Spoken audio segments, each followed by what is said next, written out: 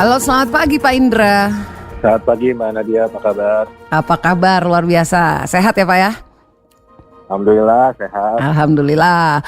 Pak Indra, gimana mencermati pidato kenegaraan Presiden Jokowi di bidang pendidikan? Menurut Anda bisa di-share di sini pandangan Anda gitu. Sudahkah itu menjawab persoalan dan tantangan ke depan kita dalam bidang pendidikan, Pak Indra? Kalau saya terus terang melihat apa yang disampaikan beliau tentang pendidikan ini kan sedikit sekali ya, kan gitu. Artinya kalau kita mengacu ke program beliau yang disampaikan di pidato tahun lalu, Iya. yang mengatakan fokusnya itu pembangunan SDM unggul Indonesia maju, dengan sekarang itu bicara tentang pendidikan itu sedikit sekali, jadi bingung nih kan gitu. Artinya gimana caranya membangun SDM unggul Indonesia maju, tetapi nggak bicara panjang lebar tentang pendidikan. Karena untuk membangun SDM kan mulainya dari pendidikan. Kalau kita bicara tahun 2030 yang katanya bonus demografi sampai 2045, itu kan berarti anak-anak yang sekarang masih TK, SD kan yang kita siapkan. Iya. Ya kan? Jadi tapi beliau tidak menjelaskan panjang lebar tentang apa yang mau dibuat kan gitu. Jadi masih semuanya terkesan di awang-awang, nggak jelas kan gitu. Makanya saya waktu itu di beberapa media televisi menyampaikan nih harusnya pemerintah kita ini belajar dari driver Gojek, saya katakan. Kalau Gojek itu, ya kan, itu mulai itu dari titik jemputnya di mana, terus mau nganter sampai kemana, biayanya berapa kan gitu. Itu kan analogi simpelnya kan. Tapi sekarang urusan pendidikan kita ini kita nggak tahu sekarang itu jemputnya di mana. Kita mau mulainya dari mana sih sekarang? Kondisi kita itu seperti apa sih? Terus kita mau diantar sampai mana? SDM yang mau dibangun tuh yang seperti apa kan? Jadi mulai titik nol ke titik tujuan itu yang seperti apa? Kemudian biayanya berapa itu nggak pernah disebutkan. Makanya sampai sekarang saya selalu mengatakan sampai sekarang kita belum punya cetak biru, belum punya blueprint. Jadi kita sebetulnya nggak tahu yang mau dibikin apa. Yang ada tuh malah ide-ide aneh-aneh kan gitu. Padahal bagi kenapa? Dua hari ini tadi saya baru interview salah satu radio juga yang pemerintah itu mengusulkan pendidikan militer di perguruan tinggi kan gitu.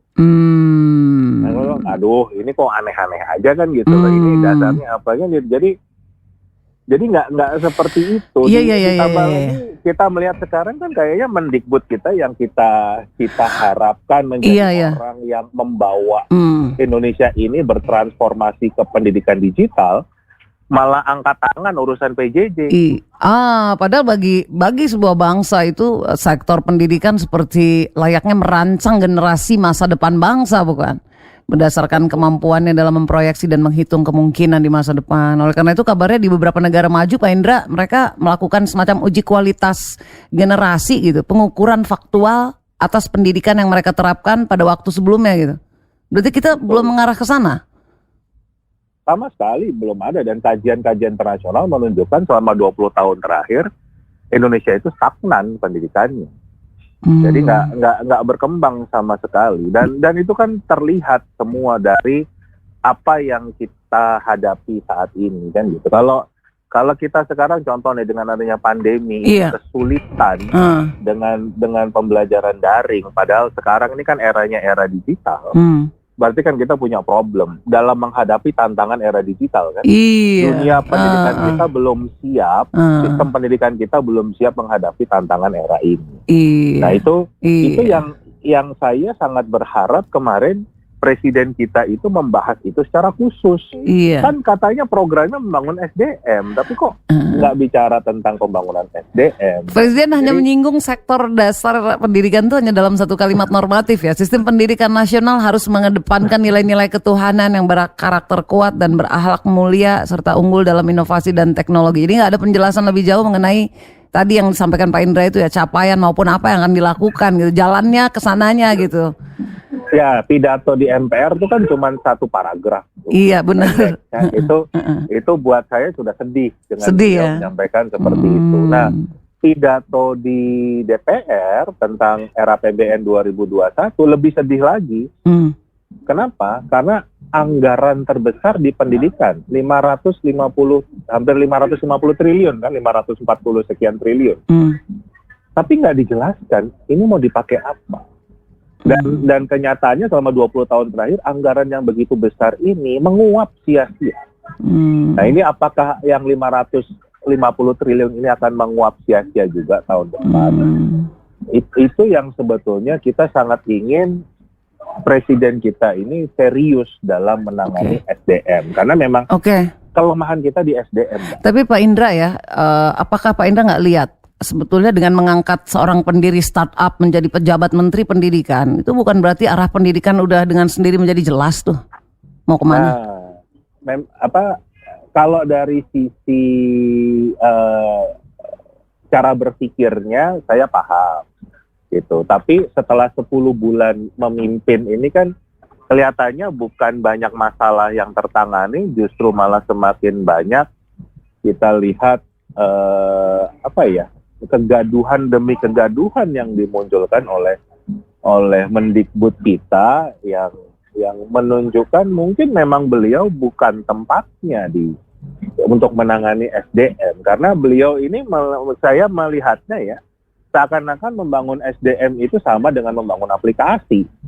Padahal membangun SDM pendekatannya sangat berbeda dengan aplikasi. Jadi manusia itu memang harus ada kontak sosial, ada diskusi yang dua arah, ya kan? Cara membangun manusia kan seperti itu. Sedangkan kalau kita melihat langkah beliau, komunikasi kan sulit sekali.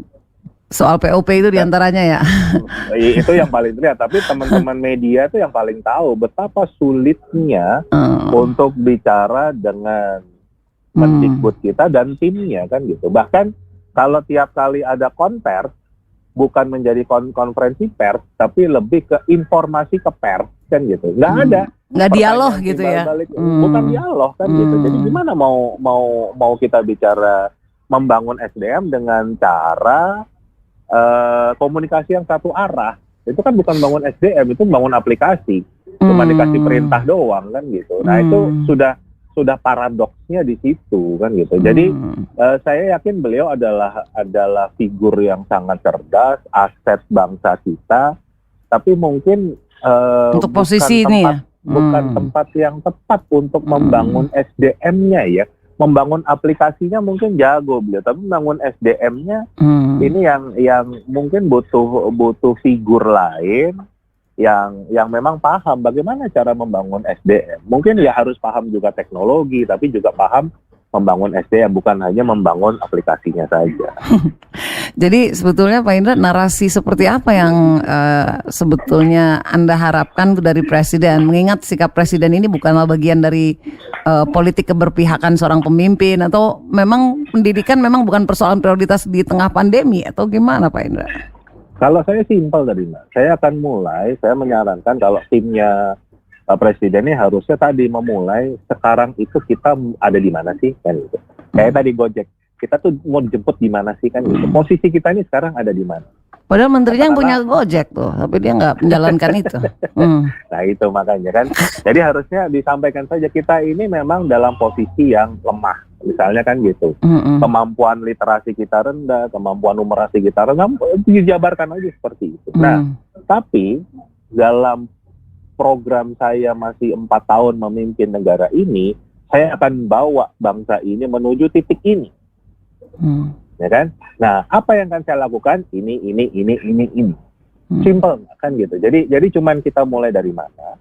Kita mau menuju kemana dalam sisa 4 tahun ini? Dan kira-kira yang besar-besar apa yang dilakukan. Jadi paling nggak orang tuh tahu, oh yang akan dilakukan tuh seperti ini. Jadi punya bayangan. Kalau sekarang kan terlalu abstrak. Akhirnya nanti adalah yaitu muncul program-program yang nggak ada. Yang kita lihat aja misalnya POP. POP tidak menjawab kondisi kita sedang kebingungan urusan PJJ daring. Tapi anggarannya 595 miliar. Ya kan? Jadi kan itu tadi apakah POP itu bagian dari mencapai tujuan tadi kan gitu. Nah, itu hal-hal Berarti yang memang menurut Pak Indra nih kalau ingin mengatasi dunia pendidikan mulai dari hilir, mesti dimulai dari mana? Kalau dari hilir. mulai dulu dari kita itu posisinya sekarang ada di mana nih kan gitu. Oh, di mana Jujur kita aja. berada saat ini ya? Harus Di jujur mana aja kita- ya. Jujur aja kalau memang kita itu nggak bisa baca. Bank Dunia mengatakan bangsa Indonesia itu buta huruf secara fungsi. Ya, bayangin, buta huruf secara fungsi. Artinya apa? Bisa baca tapi nggak ngerti apa yang dibaca. Itu kan berarti nggak bisa belajar kan? Karena nggak ngerti apa yang dibaca. Dan kalau kita jujur mulai dari situ, kita mulai dari sini nih sekarang. Nah, 4 tahun kita akan bawa sampai level ini. Caranya gini. Nah, itu yang harusnya timnya Pak Jokowi menyiapkan konsep yang seperti ini. Jangan yang wah kita mau ada transformasi digital lah, ada inilah, anggarannya kita kasih 550 triliun. Tapi karena programnya nggak jelas, nggak tahu hulunya di mana, hilirnya di Nah, mana. itu dia. Akhirnya terbuang sia-sia. Pak Itu Indra, problem kita. Oke, sekarang. tapi kalau kita belajar dari Howard Gardner ya, yang kabarnya melakukan uji generasi di Amerika Serikat itu, yang dalam prosesnya kan dia menemukan multiple intelligence. Ya. Apa yang bisa kita mulai cicil di sini kalau kita berkaca dari sana? Sama Mbak, tetap kan harus mulainya kita dari mana sekarang? Tetep, Multiple ya. intelligence. Multiple intelligence pun kan bukan berarti cuman berbeda doang kan gitu. Justru kalau kita melihat Indonesia lebih kaya dengan kemampuan ini. Tapi kan harus tetap mulainya dari mana kita? Dari mana mulainya? Karena di Amerika itu aja kabarnya kan 30 tahun sekali dia lakukan uji generasi loh itu. Memang harus selalu. Harus selalu ya padahal ya. Ibaratnya ya kayak kita kan tetap harus medical check up. Iya kan? benar-benar akan berubah keadaan setahun kemudian gitu ya, berapa tahun kemudian. Sama kayak driver Gojek juga ngelihat dulu ini mapnya bener nggak nih, saya udah nyampe. Kenapa ke Gojek lagi? Tapi intinya kita belum melakukan, bingung kita dari hilir dari mana mengakui posisi kita saat ini dan mau ke titik mana aja kita kayaknya belum ngerti gitu ya. Nah itulah makanya saya bilang belajarlah dari driver Gojek. Baiklah, itu kayaknya lebih sederhana kalau ngomong sama menterinya. Emang yang Gojek kan dia suruh introspeksi gitu, tapi Iya mudah-mudahan beliau paham kan gitu. Mudah-mudahan. Kalau beliau nggak paham juga kan repot nih. iya benar-benar juga posisi jadi menteri ya, harusnya dia bisa komunikasi juga gitu. Nah itu kelemahan beliau yang kita lihat sangat. Padahal kan kalau kita bicara era sekarang itu kemampuan berpikir kritis, kemampuan kolaborasi, komunikasi, kreatif itu nggak bisa ditawar lagi. Tapi beliau-beliau yang diminta untuk membangun keterampilan-keterampilan tersebut, kemampuan komunikasi dan kolaborasinya sendiri lemah sekali. Iya. Itu kan ya contoh komunikasi kolaborasi dengan NU, Muhammadiyah, PGRI kan nggak bagus kan gitu. Iya padahal nih kurikulum itu ini ya 4C itu ada communication ya, sana ya collaboration. Justru di situ kan paradoksnya. Paradoksnya. Kan gitu loh. Baiklah. Orang yang diminta membangun itu malah kelemahannya di situ. Gila Jadi perjuangannya panjang nih pendidikan berarti nih ya. Nah, gitu. Kemarin saya baru diskusi 17-an ini juga bicara, wah kita tadinya berharap kita punya Mendikbud milenial digital ini kita udah tiba-tiba maju 10 langkah nih. Wah ternyata kita malah mundur 10 langkah. Iya, ya. Karena tadi kemampuan kolaborasinya ternyata lemah, komunikasinya lemah, dan itu kan memberi contoh kepada sebenarnya problem PJJ ini karena tidak ada komunikasi sama sekali ke daerah. Daerah tuh butuh apa sih? Apa sih yang bisa dibantu kementerian? Apa yang bisa dilakukan? Kan nggak ada komunikasi, nggak ada kolaborasinya sama sekali. Sehingga orang bingung semua. Baik. Dan pidato kenegaraan kemarin kok dikit banget, cuma 1 paragraf doang. Ini malah bikin sedih ya. Tapi kita itu yang sakitnya di sini. Gitu. Sakitnya tuh di sini. Tapi berjuang terus kayak ngeliat Pak Indra masih tetap optimistis, terus berjuang dalam dunia pendidikan. Harus. Terima kasih banyak Pak Indra Karismiaji. Sampai bertemu lagi ya Pak. Sukses selalu Mbak, salam sehat. Salam sehat. Demikian Mitra Idola, pengamat dan praktisi pendidikan dari Center for Education Regulations and Development Analysis, cerdas Indra Karismiaji.